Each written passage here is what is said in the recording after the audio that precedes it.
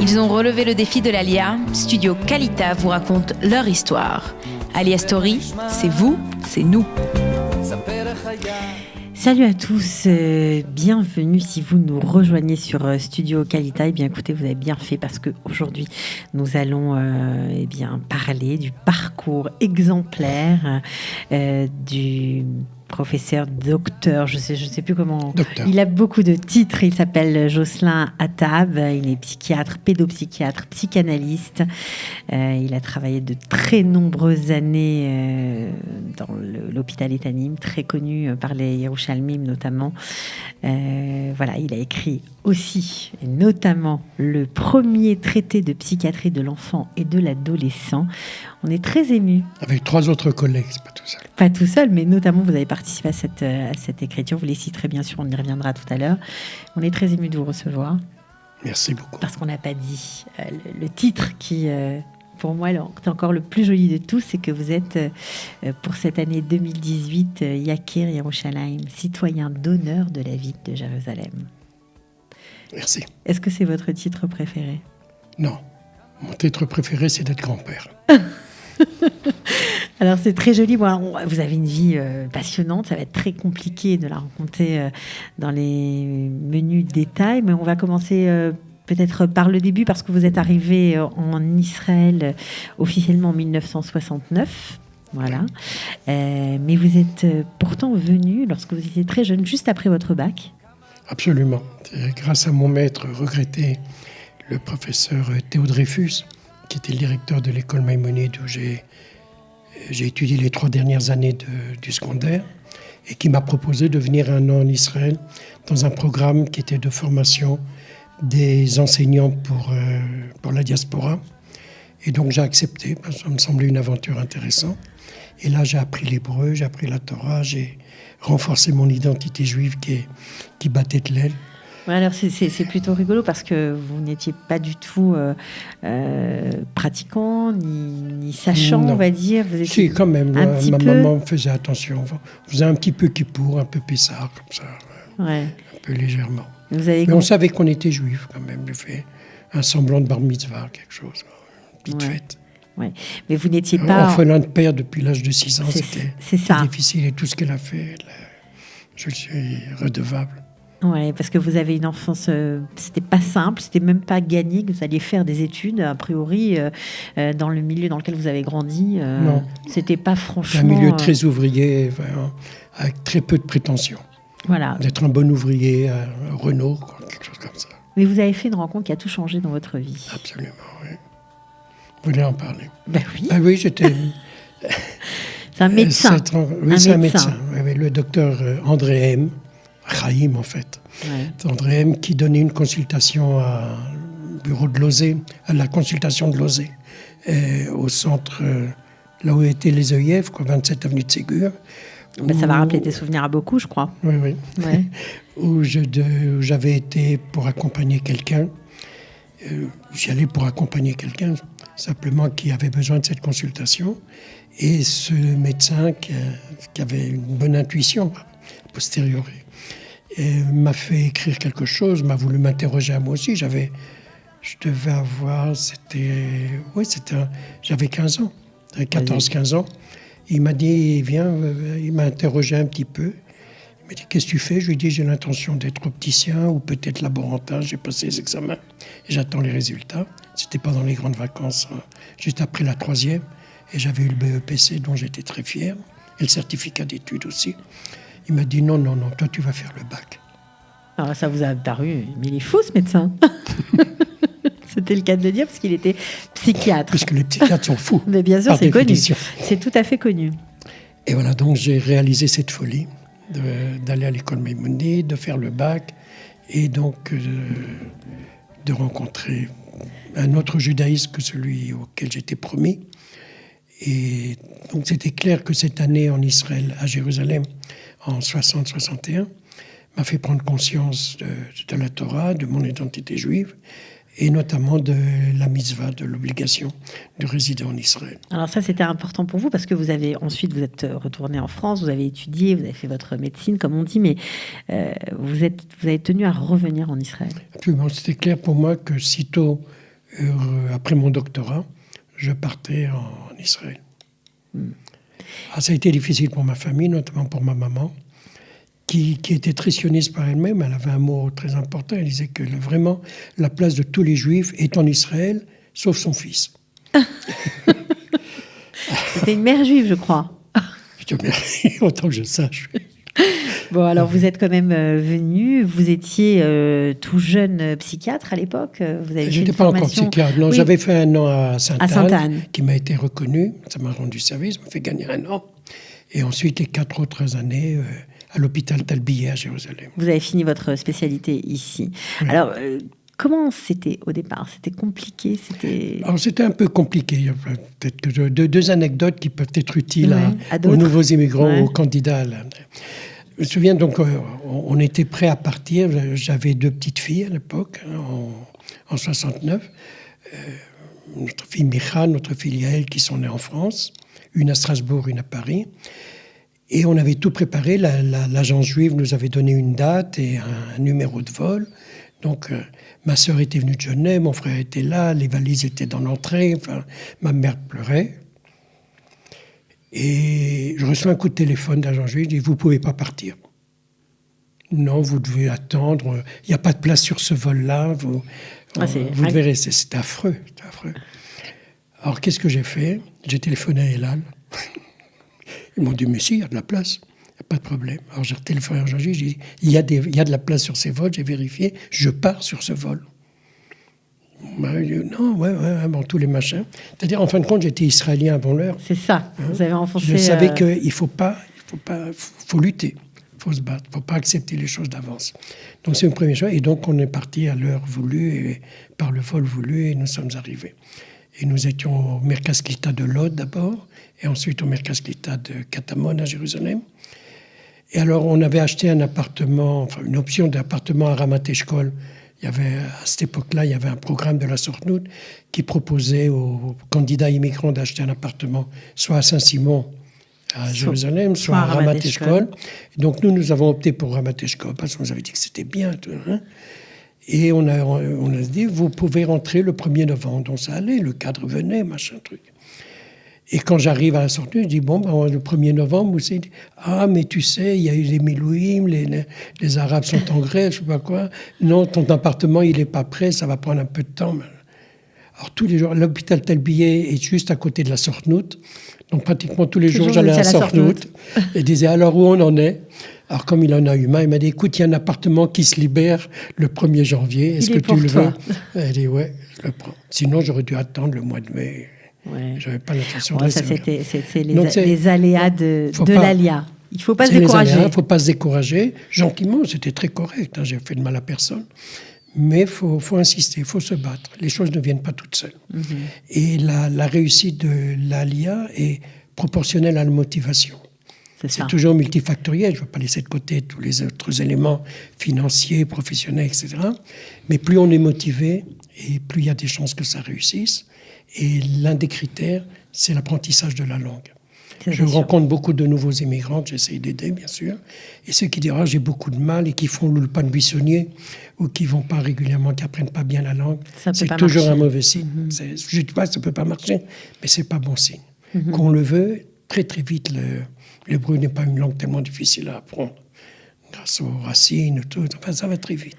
Alors, vous avez été chef de service de l'hôpital psychiatrique de Etanim du 15 novembre 1976 au mois de septembre 2009. C'est une vie entière. Vous avez dû former de nombreux psychiatres. Vous avez psychologues, assistants sociaux. Exactement, infirmiers aussi. Oui, Bruno. Voilà, on salue... Bruno Partouche, qui est un type extraordinaire, vraiment, il a bien travaillé. Et au-delà de nos relations professionnelles, chef de service, infirmier, chef, je crois qu'on était des très bons amis. Ouais. Il a essayé de m'enseigner à jouer du luth. Ma maman jouait du luth. Du oud. Du oud. Lui, il joue très très bien, puis ça n'a pas marché. Non. Ça n'a pas marché. C'est pas mon truc. Quoi. Alors, est-ce que vous avez tout créé de zéro à Etanim? Ah non, pas du tout. Vous avez repris... Non, j'ai repris le service du docteur Mounine, Zichrono Livracha, qui avait ouvert ce service, en fait. Tu vois. Vous l'avez modernisé, vous avez changé les choses? Oh, oui, beaucoup de choses. Ouais. D'abord, l'aspect extérieur, parce que j'étais vraiment plus ou moins à l'abandon. L'école, enfin bon, j'ai développé pour moi, c'était important que le cadre dans lequel se développe l'enfant, que ce soit une maison, que ce soit sa maison personnelle, ou l'internat, ou son école, et s'il en a besoin, le service hospitalier, doit être accueillant. C'est-à-dire que l'aspect extérieur révèle l'accueil. Mm-hmm. C'est-à-dire qu'un enfant qui se sent accueilli, qui se sent narcissisé, dans notre langage, qui se sent bien accepté, quand c'est beau, eh ben, on le respecte. On ne détruit pas, on ne jette pas les papiers par terre. Si c'est pas beau, alors de toute façon, on laisse tomber. On peut le voir dans les quartiers, dans certains quartiers de Jérusalem par rapport à d'autres, que ce soit de la maison, que ce soit l'école, que ce soit autre chose. Et ces notions-là sont bien passées aujourd'hui. Ce qu'on appelle la milieu-thérapie, la psychothérapie institutionnelle, qui a été développée par l'école française, justement. Et pour moi, c'était très important. Donc, on a modernisé l'école. J'ai pu avoir des fonds. Je me suis tout de suite mis, enfin, dès le début, j'ai su que le ministère de la Santé ne me permettrait pas de réaliser tous mes programmes. Donc, j'ai tout de suite créé une association des amis d'Etanim, du service d'enfants. Et j'ai réussi. Enfin, ma sœur m'a aidé, mon frère m'a aidé, et puis d'autres personnes aussi. Et grâce à des fonds comme ça assez importants. Et dernièrement, hélas, j'en ai pas vraiment profité, on a construit une nouvelle école. L'ancienne directrice, qui avait beaucoup travaillé avec moi, Madame Rava Hasson, et moi-même, on a fait tout notre possible pour améliorer l'école elle-même. Et tout le service, planter des fleurs, des arbres. Vous pensez que le fait que vous soyez français et que vous connaissiez très bien les théories de la psychiatrie française vous a aidé, ou au contraire, vous avez changé avec votre vie en Israël? Je veux dire que je crois dans tous les milieux professionnels, mais en tout cas en médecine, la position d'Israël est une position d'intégration. Grâce à la population hétérogène et grâce aux immigrations qui viennent un peu partout dans le monde, nous permet de faire une intégration entre plusieurs écoles. On n'est pas fermé sur une seule école anglo-saxonne, française, sud-américaine, ou peu importe, ou bien maintenant avec l'ALIA russe et russe, mais permet d'écouter un peu tout. Et si on est capable d'être à l'écoute des autres vérités aussi, qui existent dans tous les domaines, que ce soit en philosophie, en théologie ou en médecine, savoir écouter les autres, c'est le propre de la psychiatrie, et de faire l'intégration entre ces différentes choses, on arrive à créer des modèles suffisamment créatifs et actifs et effectifs. Alors justement, qu'est-ce qui a été pour vous la chose la plus importante, la réalisation qui vous donne beaucoup de fierté? Sur le plan professionnel, ouais. C'est d'abord d'avoir modifié l'idée même d'hospitalisation psychiatrique infantile. Quand j'ai pris le service, la moyenne d'hospitalisation, je crois, était environ 2 ans. C'est-à-dire que les enfants étaient envoyés en désespoir de cause, des enfants qu'on n'arrivait pas à aider, et puis en fin de compte, c'est pas dire une garde, comment on dit, une voie de garage, mais en fin de compte, des espoirs pour lesquels on n'avait plus beaucoup d'espoir. Ils n'avaient plus beaucoup d'espoir. Moi, j'ai jamais accepté cette idée de malasot. Ce terme, comment vous le traduisez? Il n'y a plus rien à faire. Il n'y a rien à faire. Non, ça n'existe pas. Tant qu'un être, c'est ce que je faisais passer à toutes les personnes qui sont passées dans le service. Tant que quelqu'un vit, il y a quelque chose à faire. Il y a encore suffisamment de vitalité, et notamment avec les enfants. Donc même les plus atteints, les autistes les plus graves, les psychoses infantiles qui sont vraiment une catastrophe, les troubles du développement, tant que l'enfant vit, on peut encore faire quelque chose. Et quand j'ai quitté le service, la moyenne d'hospitalisation, je crois, était de 40 jours, quelque chose comme ça. C'est-à-dire, j'ai créé d'abord l'hospitalisation de jour. Ça, j'avais appris en France. C'est une notion très importante en France. L'hospitalisation de jour qui n'existait pas à votre arrivée en Israël. Non, pas du tout. Il n'y avait que des longues hospitalisations. Et donc, réduire et de mettre le service psychiatrique dans la continuité des services, des moyens d'aide à l'enfant. Alors, des fois, on avait des enfants pour 1 jour ou 2 jours pour un examen, pour déconnecter un petit peu du trauma dans lequel ils étaient plongés, et des hospitalisations plus longues de plusieurs mois. Mais ce qu'on appelle le tailoring, c'est-à-dire du sur-mesure. On faisait de l'hospitalisation, on recevait un enfant qui nous était adressé en général par des écoles ou par des dispensaires d'hygiène mentale, et on disait, voilà, qu'est-ce qu'on va créer pour lui ? Je permettais aux parents de passer 1, 2, 3 nuits avec l'enfant les premiers jours. L'hospitalisation médulaire, 1 jour sur 2, 2 jours dans Vous avez mis de la flexibilité dans votre... Beaucoup de flexibilité. Il n'y a pas un système. Il n'y a pas un système, mais essayer d'adopter tous les moyens que nous avons. Que ce soit les médicaments, la psychothérapie, l'art-thérapie, l'école, le système éducation ou scolo, comment vous pouvez le dire en hébreu, on va le traduire. Oui, de toute façon. Éducation spécialisée. Non. Chinuchi tipuli.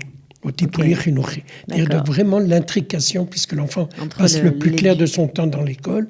Et l'école était un moyen diagnostique. Et l'école est un moyen thérapeutique aussi. Et donc, c'est pour ça qu'on travaille de façon très intensive. Alors, c'est ça qui vous a donné envie de créer aussi des groupes d'études psychiatriques et psychologues, de mélanger les disciplines? Oui, c'est sûr, parce que personne ne peut tout faire tout seul. C'est une force d'Israël aussi. C'est la multidisciplinarité.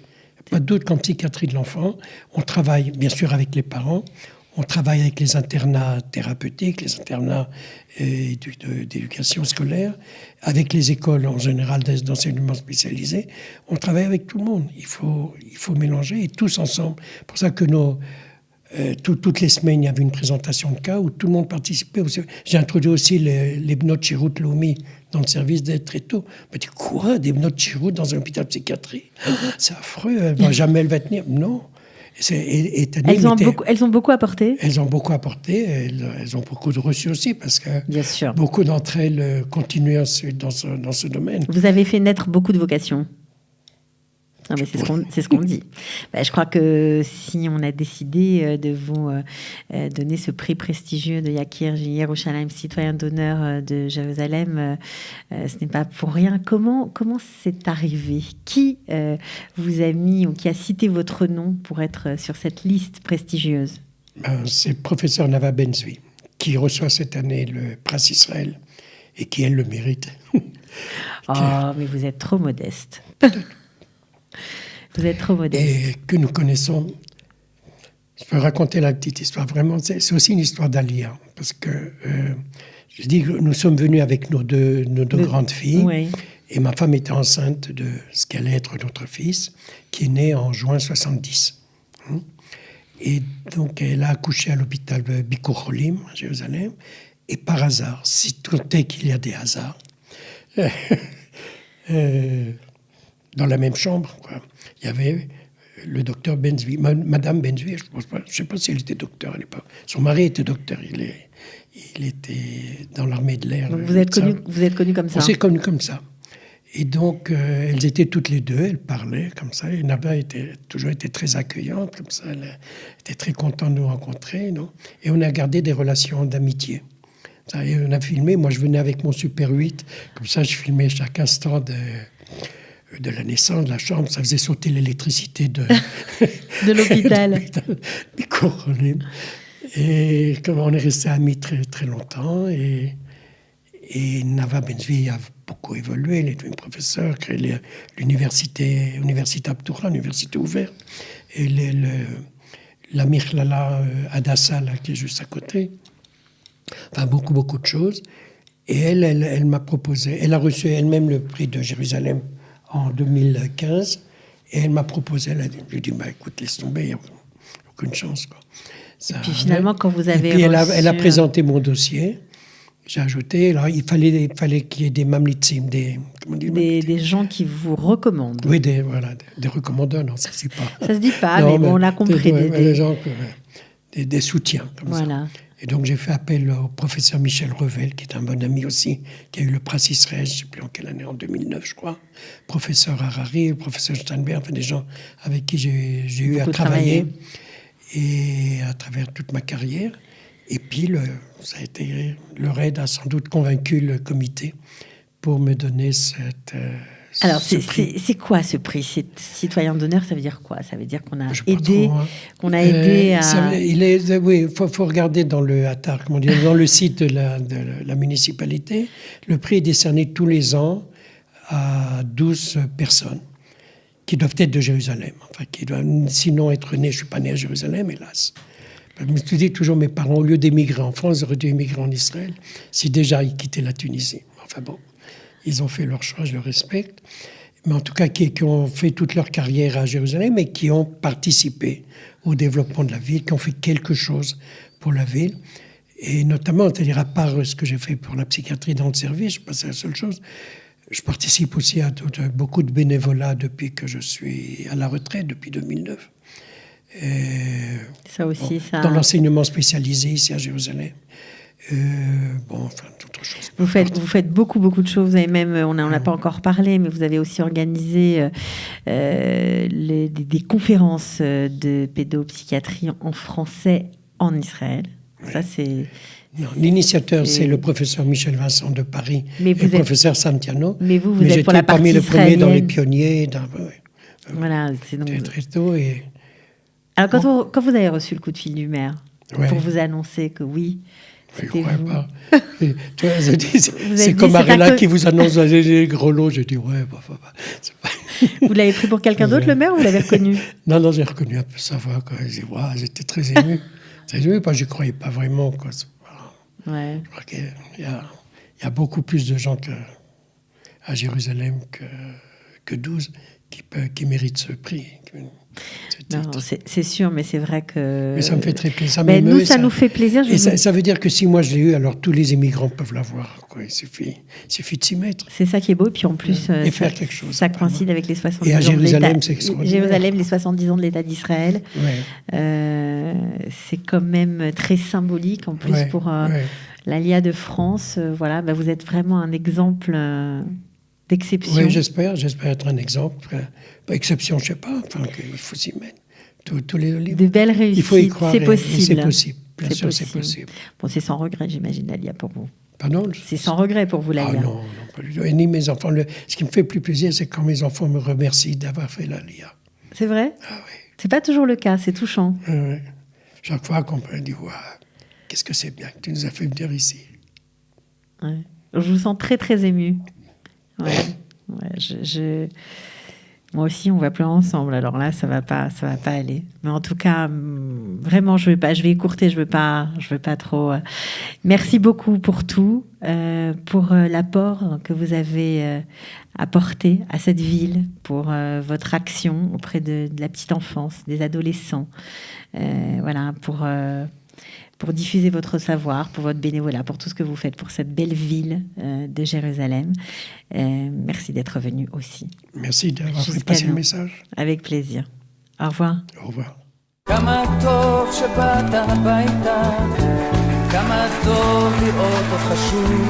Ils ont relevé le défi de l'Aliyah. Studio Kalita vous raconte leur histoire.